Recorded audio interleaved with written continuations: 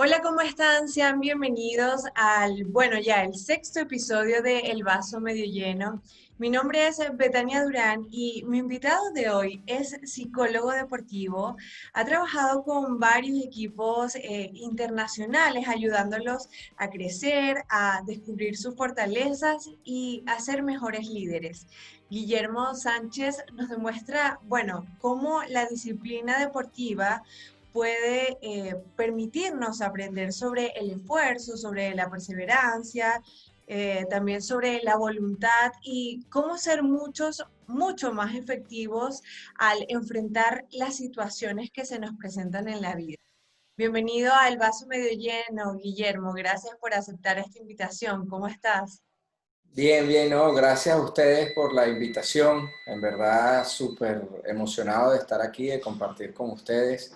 Y no, el honor es mío y gracias por esa introducción. Creo que la disciplina deportiva se presta para trabajar muchos aspectos de vida y bueno, emocionado por esta oportunidad de compartir y crecer. Qué bueno, Guillermo. Bueno, me gustaría comenzar a hablar sobre el autodiálogo, que tú has tenido también varias intervenciones sobre este tema y en una oportunidad dijiste que el autodiálogo es la madre de la psicología o que en otras palabras es lo que he escuchado también a un personaje que se llama Charuca, que es como la radiomente que muchas veces nos sabotea. ¿Cómo podemos aprender a gestionar esto, sobre todo en estos tiempos en que vivimos? Bueno, sí, yo le digo que es la madre de la psicología porque estamos usándola o enfrentado a ella todos los días. Y está esa vocecita que nos dice cómo manejar las distintas situaciones. Y eso es una voz que podemos entrenar, por eso es una habilidad que la debemos entrenar sabiendo, primero identificando en qué situaciones estamos utilizando el autodiálogo que de una manera que nos potencie. Por ejemplo, si ustedes quieren realizar una actividad física, por ejemplo, y cuando se despiertan, tienen la meta de despertarse, hacer ejercicio unos 20 minutos, y cuando se despiertan empiezan, no, pero es que estoy cansado, no dormí bien, mis hijos me despertaron. Ya ese tipo de autodiálogo va a frenarte un poquito hacia la actividad que tú quieres hacer. Te Entonces, autogestionas. claro, entonces primero identificarlo, en qué oportunidades lo estamos utilizando de manera positiva. Cuando digo positivo, no es que uno tiene que ser un cheerleader con uno mismo, sino positiva en el sentido de qué autodiálogo estamos utilizando que nos impulse a la acción, a lograr las metas que nosotros queremos. Entonces, otro ejemplo es que el autodiálogo también puede gestionar muy bien la ansiedad o nos las puede ayudar a disparar. Por ejemplo, si yo soy un atleta y voy a saltar a una cancha de juego y estoy pensando, bueno, el público, esto es un partido muy importante, la última vez que jugamos contra este equipo perdimos, ya son pensamientos que nos pueden ir deteniendo a enfocarnos en verdad a la acción que vamos a realizar. Entonces, primero identificarlo y segundo crear una especie de gatillo que nos frene esa manera de hablarnos a nosotros mismos y crear cómo sería el autodiálogo ideal y hacer un esfuerzo consciente las primeras semanas. Yo le digo a muchas personas que trabajo ahorita porque hay muchos teléfonos que se desbloquean con la cara, ¿no? Que uno le muestra la cara y se desbloquean. Pero hay teléfonos que es poniendo la clave. Entonces, si uno hace el ejercicio de cambiar la clave, si hoy tú cambias la clave, Betania, dentro de un rato, cuando vayas a desbloquear el teléfono, automáticamente vas a poner la clave anterior, Ujú. ¿ok? Porque es la que más te recuerdas. Entonces, el autodiálogo funciona de la misma manera. Mientras más lo practiques, más vas a olvidarte de la clave anterior y más vas a utilizar la clave siguiente. Ahorita yo justamente hace como 2 semanas cambié la clave de la computadora porque es un recordatorio. Entonces uno llega apurado, va a abrir la computadora y pones la clave anterior. Igualitos son los pensamientos. Lo que tú más practiques es lo que más va a estar fresco y lo que primero va a salir a relucir. Entonces debemos hacer un esfuerzo consciente de decir de qué manera ideal me quiero hablar yo en esta situación específica y saber que es un proceso porque las emociones también nos pueden impulsar o bloquear, pero con un esfuerzo consciente hay maneras de nosotros utilizar el autodiálogo para impulsarnos en todo momento. Has dicho varias veces una palabra clave que a mí me parece que es el tema de hacerlo consciente. Muchas veces vamos como que en piloto automático y nuestros pensamientos nos están condicionando constantemente nuestro actuar ante la vida, nuestra actitud ante la vida, pero no hacemos conscientes esos pensamientos y sin hacerlos conscientes no podemos hacer, digamos, ese cambio. ¿Cómo podemos eh, hacer más conscientes nuestros pensamientos? Bueno, a mí me gusta mucho trabajar lo que son los recordatorios visuales, porque uno, por ejemplo, puede escribir alguna meta en su agenda, pero si uno no ve esa meta constantemente, uno se puede distraer por ese piloto automático, por las actividades del día a día. Pero cuando uno logra colocarlas en un lugar eh, donde, por ejemplo, los recordatorios del teléfono, que uno se ponga un recordatorio de la manera que se quiere hablar, o en la puerta antes de salir. Ahorita me está funcionando una que un muchacho en Australia, él quería empezar a ser más ordenado con su vida y dijimos, bueno, vamos a, en la manilla de la puerta, colocamos un tirro, ¿ok? Que tiene el mensaje de hacer la cama. Entonces, él, cada vez que va a salir del cuarto, como ya es un hábito abrir la puerta, ahora siente la puerta con un roce distinto y eso le funciona como un recordatorio de Claro. vaya, va, regrese. Y en verdad le está funcionando. Yo lo estoy haciendo también con ordenar mi oficina y me ha funcionado bastante. Entonces los recordatorios visuales nos ayudan a mantenernos en el camino a lo que queremos lograr. Entonces, para ser más específico, por ejemplo, trabajar con 3 afirmaciones diarias. Uno se despierta y tener en el espejo donde uno se cepilla, porque ya cepillarse ya es un hábito que tienes en el día a día. Pero Exacto. entonces, ahora ver algo en el espejo, algún mensaje de la manera que tú quieras empezar el día, como decir, yo soy el dueño de mi destino, mientras más me dedico, más éxito voy a tener. Eh, las reacciones ante las acciones las tengo yo, por ejemplo.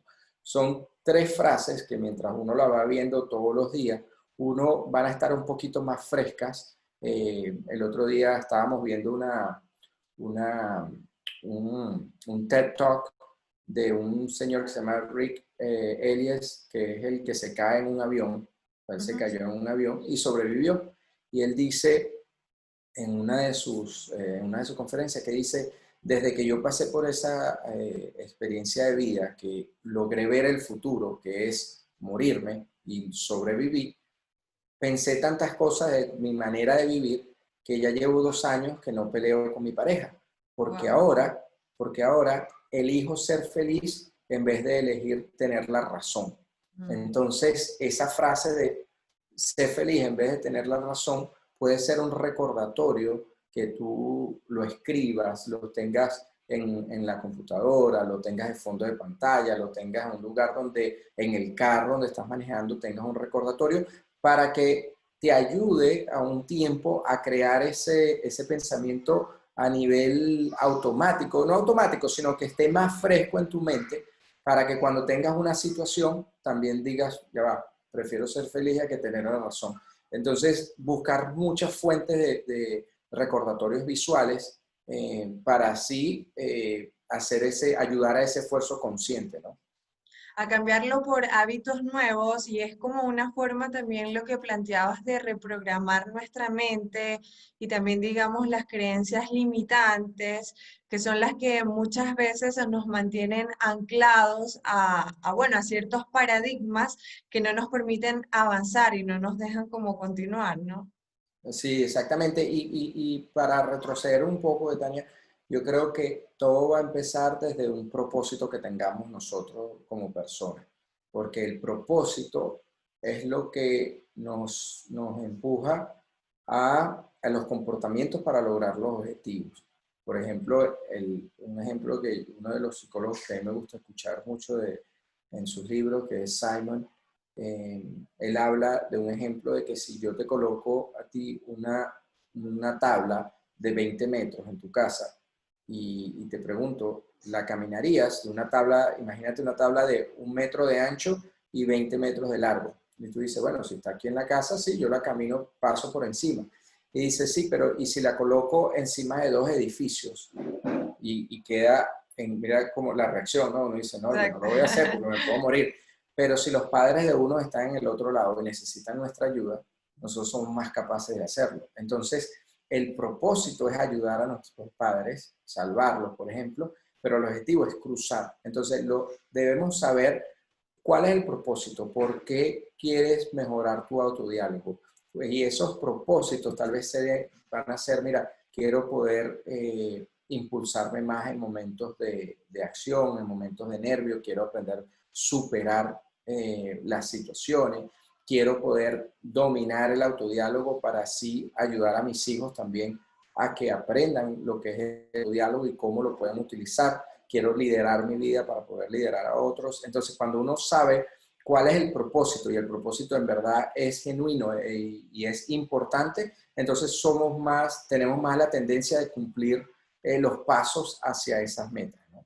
Eso es lo que te permite, en el fondo, actuar para poder perseguir lo que quieres, lo que buscas. Y bueno, tú trabajas también mucho con el deporte, cómo la disciplina y este tipo de actitudes llevan a a los jugadores o necesitan los jugadores, digamos, cuando se enfrentan ante desafíos grandes como, no sé, sentir una derrota, sentir un fracaso. ¿Cómo se puede gestionar en ese momento? Sí, y no solamente con el fracaso, sino con el éxito también, porque mantener la humildad, no dejar que ganar un partido importante o alcanzar alguna meta te llegue a oscurecer un poquito los pensamientos y te haga olvidarte de qué pasos tuviste tú o qué realizaste para llegar a ese objetivo y a ese éxito. Creo que, Dania, una de nosotros vivimos de las relaciones interpersonales. Si no, viviríamos en una montaña solos y no nos relacionáramos con nadie. Entonces, yo creo que es importante también reconocer de qué nos estamos rodeando, porque las personas que nos rodean van a tener un impacto importante en nuestra manera de pensar en el día a día. ¿Ok? Te doy un ejemplo. Hay un jugador, Paul Gasol, un basquetbolista español, que él dice que su mentalidad ganadora, él la obtuvo con un equipo cuando tenía 15 años, que el equipo hizo un pacto de que cada vez que alguien fallara algún disparo a la cesta, a alguien del equipo le tenía que decir, tranquilo, sigue. Entonces, ese tranquilo sigue de una fuente exterior, de un compañero, de un amigo, él lo adaptó a su día a día de cómo él iba a enfrentar el fracaso. Y eso a él le dice que lo ayudó a desarrollar su mentalidad de profesional, de deportista profesional. Entonces, no solamente pensar que el autodiálogo lo entrenamos desde el nivel individual, sino desde el nivel grupal. ¿Cómo estamos relacionándonos? Hay que hacer muchas veces sacrificios de vida porque no todas las personas que nosotros conocemos van a ser personas que nos impulsen hacia nuestro objetivo. Y Kobe Bryant, por ejemplo, hablaba mucho de editar tu vida, que cada cierto tiempo uno se siente, reflexione y diga, bueno, ¿qué personas y qué acciones están alineadas hacia mis objetivos de vida? Y las personas que no lo estén, uno lastimosamente las debe apartar.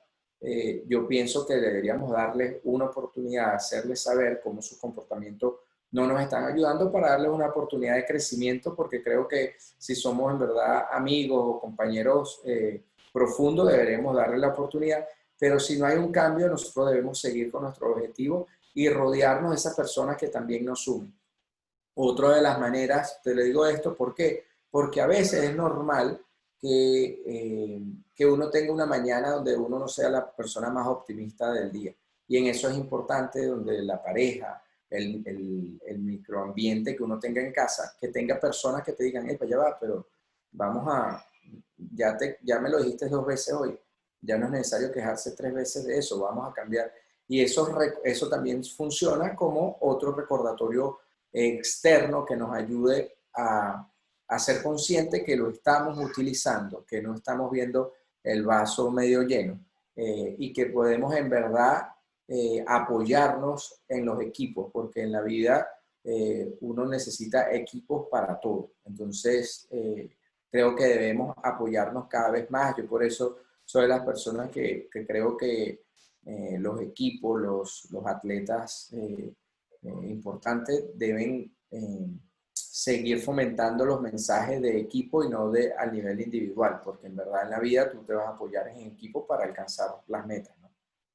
Súper importante eso que mencionas, Guillermo, porque, bueno, realmente las relaciones interpersonales influyen mucho en nuestra vida diaria. Puede que un día salgamos con el mejor ánimo del mundo y llega también alguien y empieza, no, pero ¿por qué amaneció el día tan nublado? ¿Por qué está? Entonces empieza a quejarse y eso de una vez influye en nuestra forma de sentirnos, en nuestra forma de reaccionar.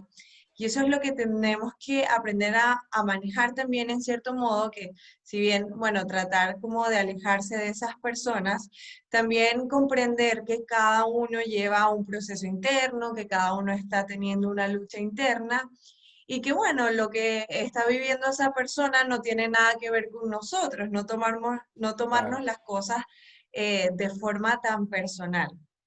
Y Guillermo, exactamente. te quería preguntar también, por ejemplo, ¿qué tan importante es recordarnos o saber cuáles son nuestras fortalezas? Porque digamos que, bueno, hay un síndrome que últimamente se ha hablado mucho de él, que a los profesionales nos afecta mucho en algunas oportunidades y es el síndrome del impostor. Es que cuando se nos presenta alguna oportunidad de trabajo, creemos que no somos lo suficientemente buenos o que tal vez no vamos a ser capaces de enfrentar ese desafío que puede ser muy grande. Entonces, ¿cómo podemos a través de recordarnos nuestras fortalezas lidiar con ese síndrome del impostor? Sí, no, súper interesante. Fíjate, eh, yo creo que es importante recordar las fortalezas y además recordar los logros que nosotros hemos tenido en vida en el pasado, ¿ok? Porque esas fortalezas seguramente se vieron expresadas en esos logros. Y para que el autodiálogo sea genuino, debemos saber de qué se está apoyando. O sea, hoy, si tú me dices, yo con el autodiálogo hoy no puedo volar un avión, porque nunca me he preparado para volar un avión. O sea, yo no me puedo decir, no, yo soy buen piloto, yo sé aterrizar cuando sé que es mentira porque nunca me he preparado. Entonces, los pensamientos deben ir apoyados de verdades. ¿Okay? Por eso es que el autodiálogo, yo creo que debemos ser bien específicos. Hay un ejercicio que a mí me encanta hacer y es que si tú haces una lista de cuáles son tus roles de vida o cuáles han sido tus roles de vida, que, por ejemplo, soy esposo, estudiante, hijo, hermano, amigo, estudiante, profesional, entrenador, psicólogo.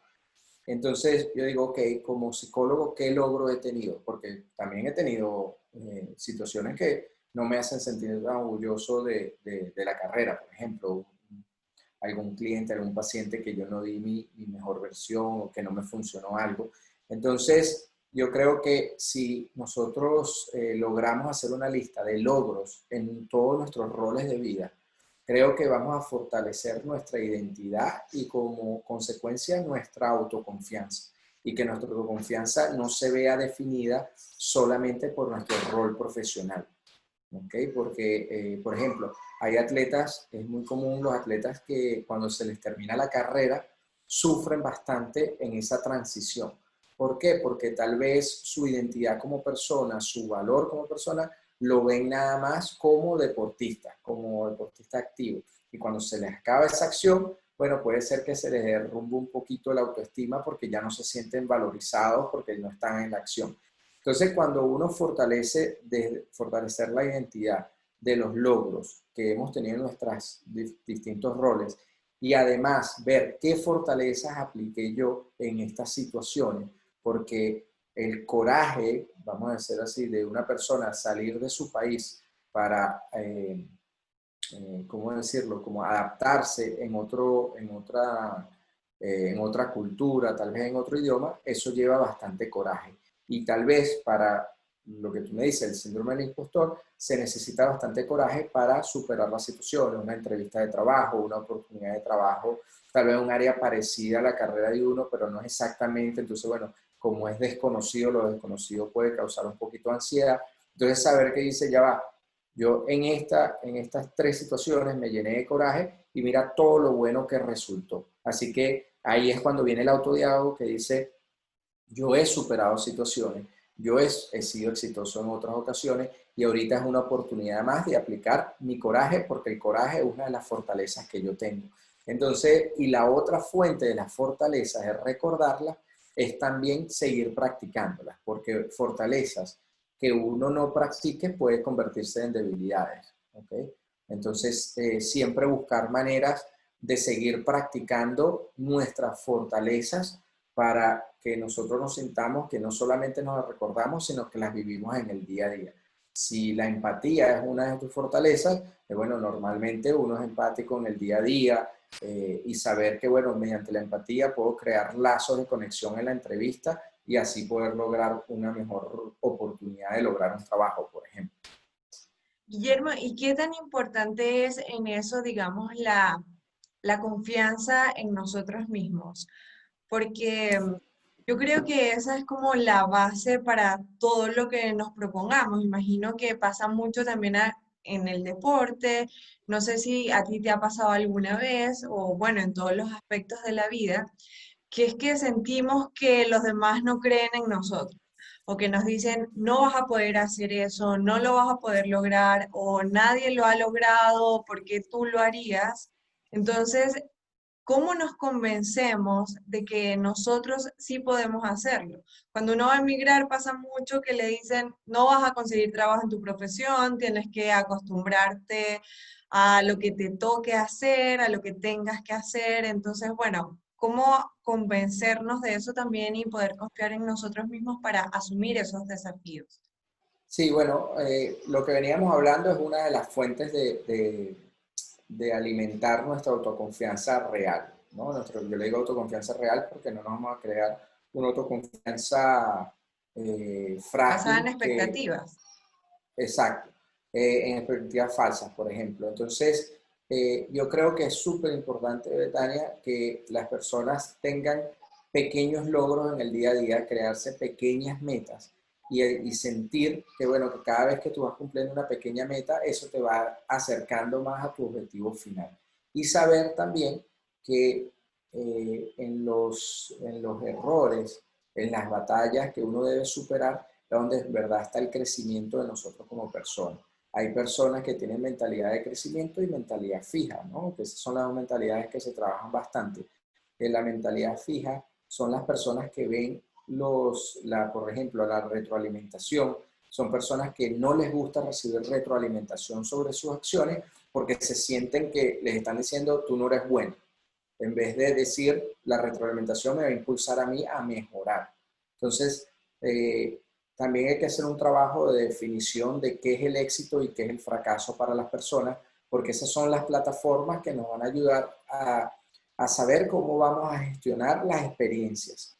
Y las experiencias vamos a tener pequeños logros. Y si nosotros vamos sumando en el día a día pequeños logros, vamos tomando acciones de decir, a mí me gusta decir que uno debería ganar las mañanas. Si uno gana las mañanas, tiene más tendencia de ganar el día. Entonces, ¿qué es ganar la mañana? Por ejemplo, para un deportista, ganar la mañana es pararse temprano, entrenar, comer sano y hacer algo extra que uno sienta. Por ejemplo, puede ser leer un libro, leer 10 páginas, que el jugador sienta, bueno, que a pesar de que soy deportista, también estoy dedicándole a mi crecimiento mental como persona. Entonces, si uno hace todas esas tres acciones antes de las 9 de la mañana, uno va a tener satisfacción, porque no es lo mismo, si hablamos del deporte, de salir a trotar a las 2 de la tarde que salir a trotar a las 6 de la mañana. Tú puedes tener la misma acción, pero una requiere más autodisciplina de acostarse a dormir temprano, el sacrificio de pararse, tal vez está haciendo frío afuera, a las 2 de la tarde es como que, bueno, sí, lo hago, pero no lo hice con tanto sacrificio. Entonces, por eso es que, no sé si te ha pasado, que uno sale a trotar temprano y la satisfacción que Sí. uno tiene te llena como de poder para ganar el día, para llegar con más entusiasmo, porque eso tiene efectos a nivel cerebral. Entonces, creo que uno se debe llenar de fuerza no solamente de lo que son los logros pasados, del autodiálogo, sino también de las acciones y de las pequeñas batallas que uno va ganando en el día a día y de nuevo, repito, del alrededor que uno tiene, de tener personas que te digan, tranquilo, que va a salir, sigue adelante, enfócate en el vaso medio lleno, vamos a buscar, vamos a hacer un plan, tú no estás solo, no eres la primera persona que ha pasado por esto. Ver también, utilizar las redes sociales hoy en día, hay tantos documentales en YouTube, en Netflix, en muchas plataformas, que uno puede ver, por ejemplo, hay la película que a mí me encanta, que la he mencionado varias veces, la del niño que abrazó el viento, ¿no? La Ujú. del, Sí. entonces digo, bueno, uno se puede apoyar de esas historias reales para decir, o sea, qué habilidad aplicó ese muchacho para lograr su objetivo. Es que fue muy curioso, curioso en el sentido de estudiar, de prepararse. Entonces, tal vez el Solucionó un recordatorio, problema enorme con exacto, su entonces tal vez, creatividad. exactamente, entonces, como venimos hablando de los recordatorios visuales, tal vez un recordatorio que diga, sé curioso o sé curiosa. Entonces, saber que todos los días uno dice, bueno, ya va, sé curioso que voy a investigar, voy a tomar un curso, por ejemplo, si quiero aprender el liderazgo, voy a tomar un curso de liderazgo que me enseñe, voy a estudiar a un líder que yo admire que me enseñe. Entonces, que llenándonos todos los días, si todos los días hacemos un poquito hacia la meta que nosotros tenemos, vamos a sentir que estamos avanzando. Y si tú sientes que estás avanzando, que yo llamo eso a conseguir progreso en el proceso, si tú sientes que estás avanzando, te vas a llenar más de fuerzas cada vez a lograr ese objetivo.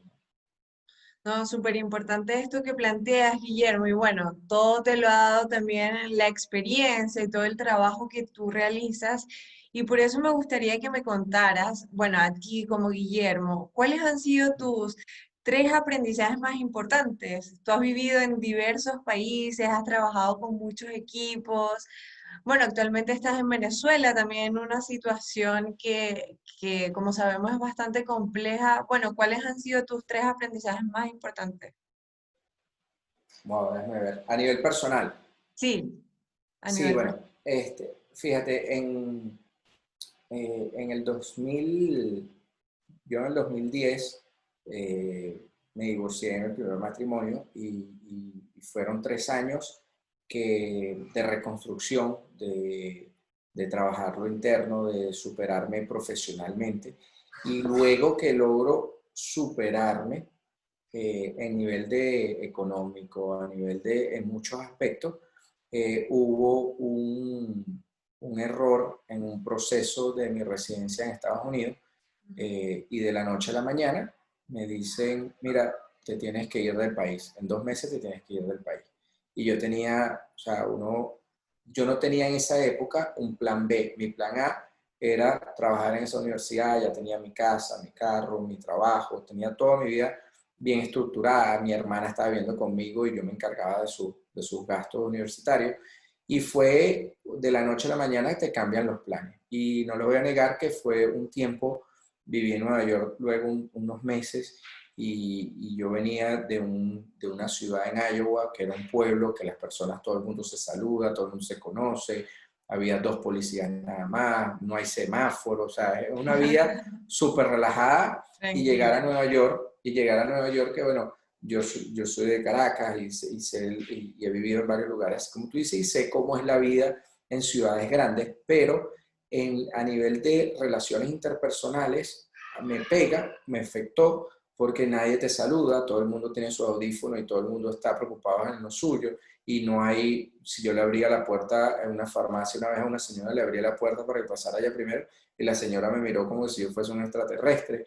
Entonces, en verdad, no me sentía en mi lugar, no me sentía bien.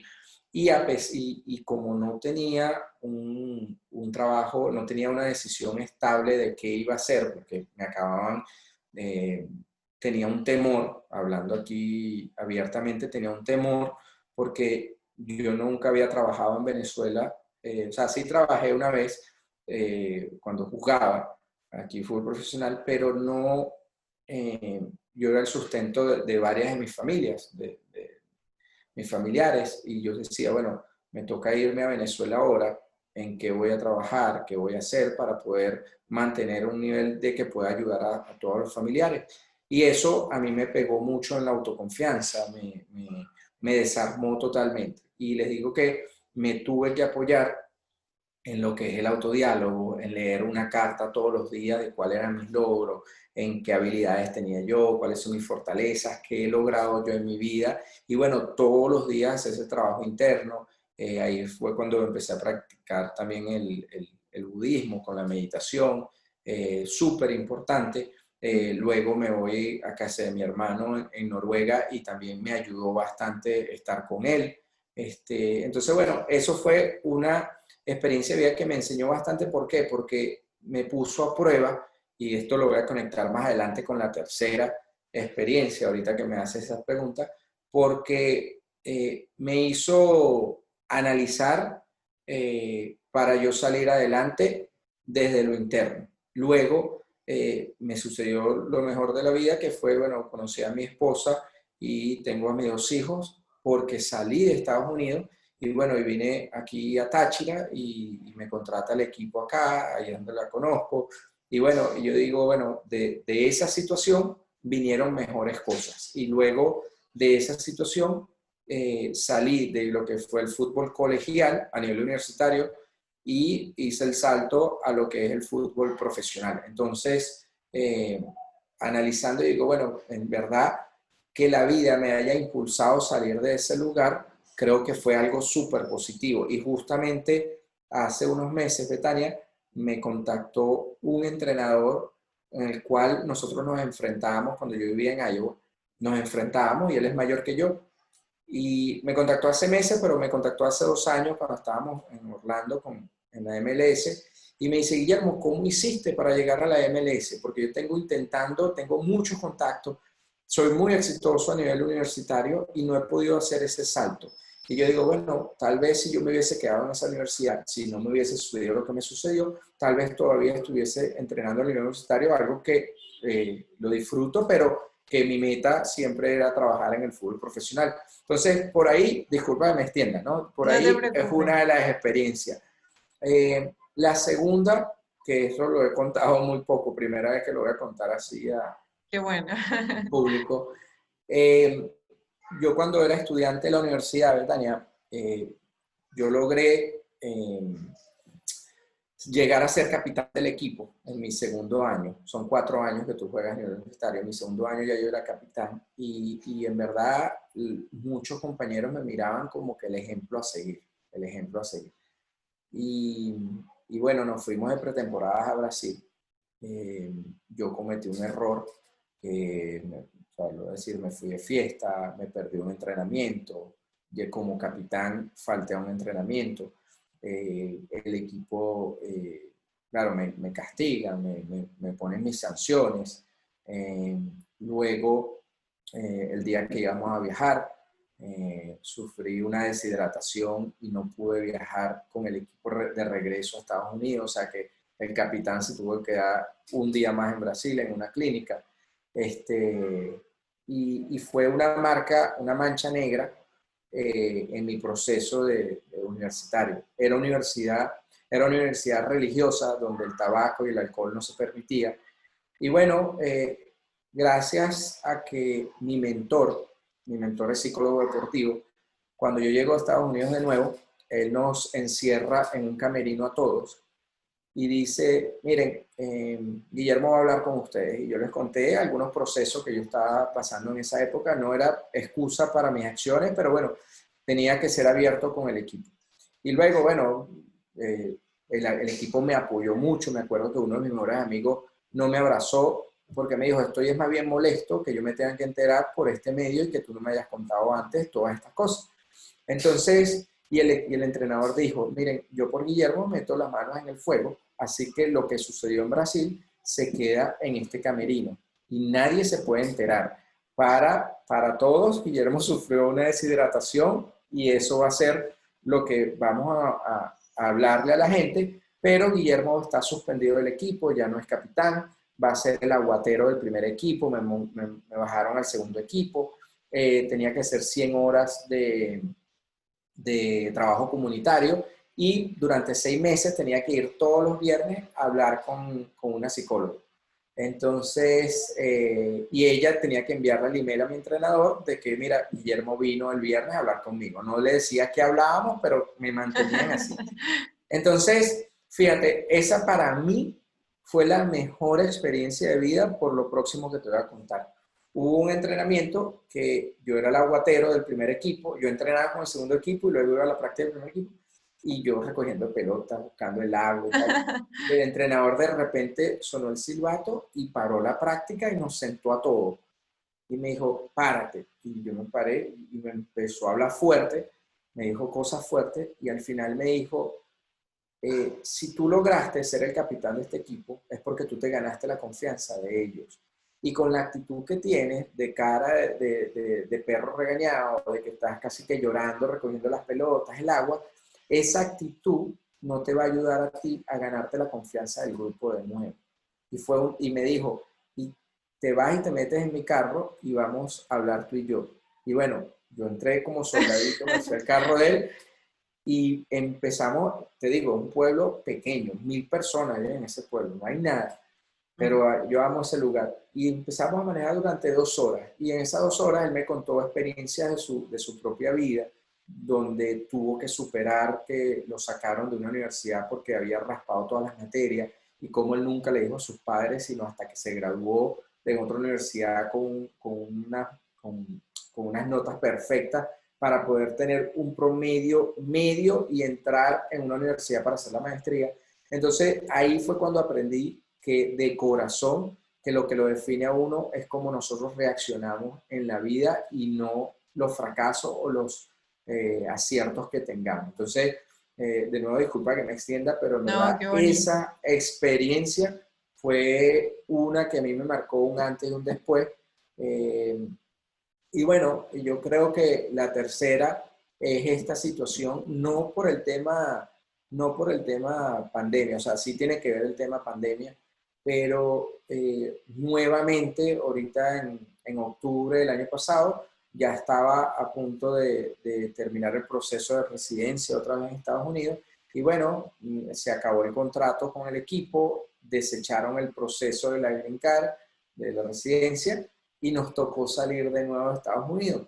Y me enseñó, en verdad, no, en ningún momento tuve ninguna duda de que era algo bueno, en el sentido de que claro que dolió porque uno le tenía cariño a la institución y todo, pero dije, no, ya yo pasé por esta situación. Entonces, y mira todo lo bueno que resultó aquella época en 2013. Entonces, ya estoy emocionado de todo lo que se va a venir a través de esa experiencia. Y luego se dio el trabajo en la India, llegó a la India y bueno, pasó este tema pandemia, que en verdad ha sido, eh, a nivel egoísta, ha sido unas vacaciones activas, porque el hecho de que yo pueda, cuando termine aquí contigo, salir y poder compartir con la familia, con los niños, cuando uno está en el full profesional, uno está viajando todos los fines de semana, uno no los ve 4 o 5 días, yo digo que es unas vacaciones activas, porque sigo trabajando, pero estoy como en modo vacaciones a nivel familiar. Y bueno, sin duda eso es ver el vaso medio lleno. Y te quiero agradecer muchísimo por la confianza de contarme estas tres experiencias, que bueno, a mí me Nunca recuerdan, había contado en público la primera, ¿viste? Así que, te lo agradezco mucho, que bueno, a mí ok. me recuerdan también que, bueno, cada situación que atravesamos en la vida es una experiencia que nos está dejando un aprendizaje que nos va a preparar para el futuro. El tema es que tal vez uno no lo ve en el momento, uno no ve, bueno, esto que Mm. me va a traer, esto que me va a enseñar, o esto qué oportunidades me va a abrir, porque puede que se te cierre una puerta y tú lo ves como un fracaso, pero tal vez es porque otra mejor se te va a abrir. Y bueno, aprender a ver las cosas desde esa perspectiva, y yo siento que nos puede ayudar muchísimo a enfrentar cualquier situación que tengamos. Sí, eso por eso te digo que creo que es importante. Te estoy enviando una imagen que no sé si puedes compartir ¿Ya? aquí en la pantalla. Mm, Tengo Déjame. mi celular descargado, pero ahí luego la Ok, comparto ok, en la bueno, entrevista. una imagen de una persona, es una caricatura, pero sale una persona frente a un escenario en el público maravillando unos platos, ¿no? Pero las personas, el público ve el éxito de la persona, pero a mí me gusta la imagen porque detrás del escenario hay unas escaleras y se ve que en las escaleras cada vez hay menos platos rotos. Entonces el mensaje es que para poder ser exitoso tú tienes que pasar por ciertos fracasos, que obviamente la mentalidad y la actitud que tú tengas te va a ayudar a ver cómo el fracaso te impulsa. Por eso te digo la mentalidad de crecimiento y la mentalidad fija, que si nosotros vemos el fracaso como que una fuente que nos define como persona, entonces vamos a tener días de picos altos y días de picos muy bajos. En vez de decir, o sea, mira, cada vez que yo realizo una acción y no me va bien, es una oportunidad de que puedo mejorar. Por eso siempre hay tres preguntas que yo trabajo con las personas que trabajo, que son, ¿qué hice bien? ¿Cómo impacté la situación? ¿Y en qué puedo mejorar? En el sentido de que, porque la última pregunta de qué puedo mejorar es una pregunta que nos ayuda a mantener la humildad de no creernos que somos perfectos o que ya lo sabemos todo, sino que siempre darle un espacio al crecimiento.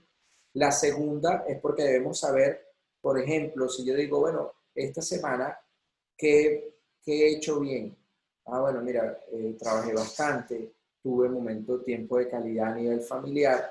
Eh, ¿Cómo impacté la situación? Bueno, mira, pudimos lograr un momento de risa con los niños, viendo una película, compartiendo, ok. Y bueno, ¿qué puedo mejorar? Bueno, tal vez hubo 2 mañanas que no me quité la pijama, sino como hasta las 11 de la mañana y empecé el día fuerte, por ejemplo. Sí. A mí me gusta trabajar ejemplos reales, ¿no? Entonces, bueno, uno dice, bueno, que debo mejorar esto. Entonces, crearse nuevos recordatorios visuales para ir mejorando. Entonces, yo creo que cuando logramos definir qué significa el éxito para ti, qué significa el fracaso, y utilizamos, yo recomiendo que cuando definan sus propias oraciones de qué es el éxito para ustedes, que utilicen la palabra esfuerzo en algún momento. Porque, por ejemplo, Thomas Edison cuando creó el bombillo y le preguntaron, ¿fracasaste más de 1000 veces? Dijo, no, aprendí más de 1000 veces cómo no se hacía, pero no es que fracasé. Y bueno, eso también tiene que ver con lo que es el trabajo en equipo, que las personas creen que Thomas Edison lo hizo todo solo y en verdad tenía 30 personas trabajando con él. Entonces lo importante es no solo resaltar lo individual, sino el equipo como fuente principal. No, me encanta todo esto que nos enseñas, Guillermo. Creo que nos vamos con muchísimos aprendizajes. Y bueno, yo te quería preguntar ahora si a ti te gusta la música. ¿Te Sí, gusta? claro, bastante, Ya. claro, ¿Tienes alguna claro. canción que tú la pongas y te sube el ánimo, te ayude a ver el vaso medio lleno, te ponga enérgico? Sí, bueno, la de Sabina y Serrat del poema de Caminante no hay camino, se hace camino al andar, es una que no solamente me llena de ánimo porque me dice que, bueno, que uno se crea su propio destino, ¿no? Que uno, y también el ritmo, Carlos Vives, una música que a mí me gusta bastante porque justamente esta mañana con mi hijo estábamos bailando porque hay un dicho de un libro que se llama El regalo del viajero, y el libro habla de que uno no canta porque, ya, ¿cómo es? Dice, yo no canto porque estoy feliz, yo soy feliz porque canto. ¿Qué quiere decir eso? Que uno puede persuadir los estados de ánimo. Si uno va en la mañana, ni siquiera el café o el baño de agua fría te despertó y uno va en el carro y dice, bueno, voy para el trabajo. Bueno, ahí tienes una oportunidad de saber qué música puedo utilizar para yo Exacto. alegrarme un poco y ver que ayudarnos a ver ese vaso medio lleno, ¿no? Entonces, sí, ¿no? La música, mira, a mí no sé si por la influencia de mis padres, pero a mí me gusta todo tipo. Yo voy desde ABBA hasta, bueno, la salsa brava, porque bueno, me gusta, como todo caraqueño, me gusta la Sí. salsa, ¿no? Entonces, me gusta mucho, lo único que no me gusta es el rock y esas cosas, pero Claro. toda música que pueda transmitir y persuadir la mente a bailar, a estar alegre, a hacer sonreír a las personas, Creo que la música es algo donde uno se puede apoyar. Desde pequeño a mí me gustaba, mi mamá es profesora de literatura y ella analizaba o analiza las canciones de Rubén Blades, por ejemplo. Entonces, a mí me gustaba mucho escuchar Rubén Blades y ver los mensajes que tenía y en verdad uno los va adaptando a la forma de vivir, a crear una conciencia social también y crear un poco ese romanticismo de vida que te ayuda a lo que estamos hablando hoy, que es ver el vaso medio lleno, ¿no? Me encanta, Guillermo. Ahí la vamos a agregar a una lista que tenemos en Spotify con la música que le gusta a nuestros entrevistados. Y bueno, esa Ok, lista, un tesoro para ponerla todos los días y animarnos. Guillermo, y así es. cuéntame un libro que a ti te haya cambiado la vida. Juan Salvador Gaviota. No creo que me haya cambiado la vida. Yo creo mucho, Betania, en evolución de vida. Creo que ese libro a mí me marcó Ujú. en dos ocasiones de mi vida porque yo siempre fui de fútbol. O sea, mi papá de pequeño, eh, mi papá es filósofo, entonces siempre está con los pensamientos, imagínate. Y él siempre me decía, Guillermo, cierra los ojos. Nos decía, nosotros somos tres hermanos y una hermana que llegó después. Y nos decía, cierra los ojos, imagínense cómo se ve en el futuro. Entonces, bueno, mis hermanos ahí hablaban y yo me decía, bueno, yo me veo en chores, yo me veo en chores. Y mi papá decía, bueno, y me acuerdo clarito de Tania que me decía, bueno, tal vez vas a ser dueño de una tienda, entonces como eres el dueño, puedes ir en chores a trabajar. Y digo, no, papá, yo me veo en espacio verde en chores. Y fíjate que como entrenador y como psicólogo trabajo en el deporte y en chores muchas veces. Entonces, ese libro de Juan Salvador Gaviota, que de ahí sale mucho la filosofía que se trabaja en las películas como Happy Feet, como, como Cars, de esa de que sigue tu pasión, sigue tu camino.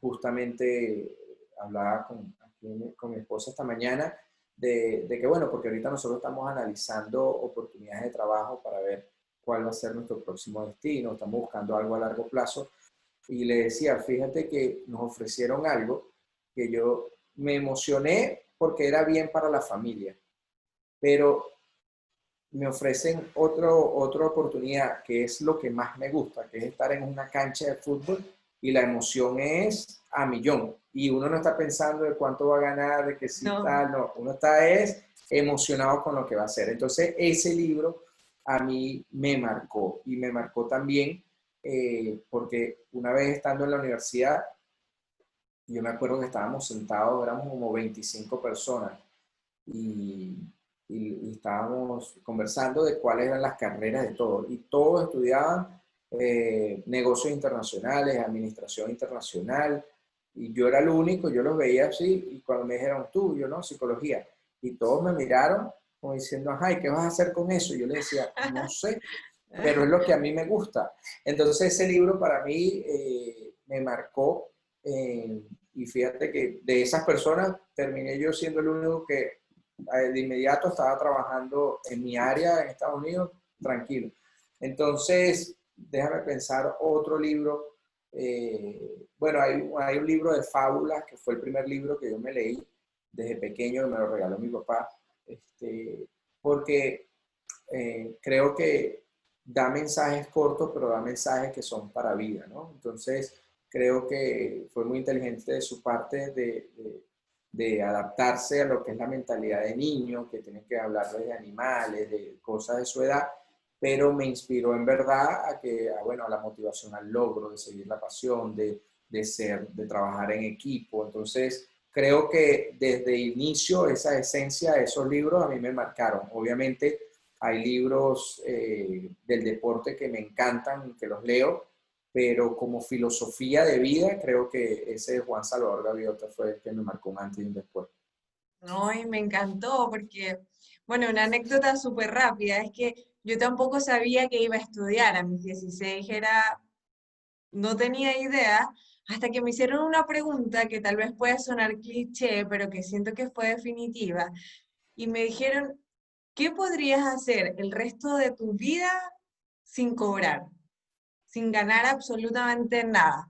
Yo siento que esa es una de las preguntas más esclarecedoras que uno puede tener al momento de definir, bueno, qué quiere hacer en su vida. Guillermo, yo podría seguir aquí hablando todo el día, pero Sí, en honor al podríamos. tiempo, finalmente te quería preguntar, ¿por qué tomar la decisión de tener esa perspectiva de ver el vaso medio lleno?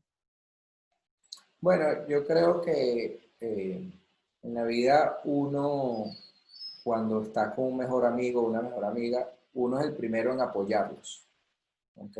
Pero creo que es súper importante primero saber apoyarnos a nosotros mismos, porque en el mundo real uno se va a encontrar con personas que lo van a apoyar a uno, a lograr, a creer en uno, pero va a haber personas también que no van a querer lo mejor para uno. Entonces uno tiene que, para saber superar situaciones, uno debe saber apoyarse de lo interno y para saber apoyarnos debemos ver el vaso medio lleno, porque toda situación, por muy mal que se vea en el momento, mientras uno está dentro del tornado, uno tal vez no lo ve, pero tomarse esos 10 minutos al día para sentarse y pensar, reflexionar, meditar, a salirse del tornado para lograr ver, ok, cómo me puedo impulsar, qué puedo hacer para sacarle yo provecho a esta situación, cómo encuentro el ganar-ganar en esta experiencia de vida. Creo que aprender a ser nuestros propios mejor amigos es una habilidad que debemos practicar todos los días para, así como ustedes apoyen a sus mejores amigos cuando hay un error, apóyense ustedes mismos, porque siendo nuestros mejores amigos es que vamos a llenar no solamente la mitad del vaso, sino llenar todos los días más agua, porque eso es la autoconfianza, ir llenando todos los días un poquito ese vaso de agua. El otro día estaba ayudando a una muchacha que estaba en sus primeras entrevistas de trabajo en su vida. Entonces le dije, mira, la única manera que tú te sientas más cómodo es hacer 10, 20 entrevistas. Entonces hicimos varias entrevistas, ella practicó frente al espejo y así fue llenando su vaso, no medio lleno, sino full para obtener su trabajo. Entonces, sean sus propios mejores amigos porque toda situación nos puede impulsar si sabemos sacarle provecho a la misma. Me encanta, Guillermo. Muchísimas gracias, bueno, por todo tu conocimiento, por contarnos tus experiencias de vida. Creo que nos vamos con Hmm. muchos aprendizajes, así que mil gracias por tu tiempo. No, gracias a ti, Betania.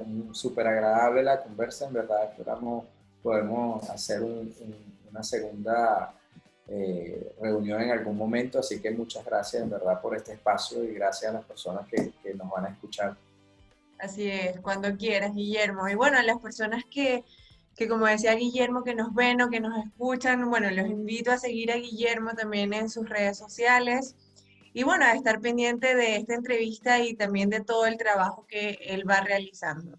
Nos vemos en un próximo episodio de El Vaso Medio Lleno. Gracias por estar aquí.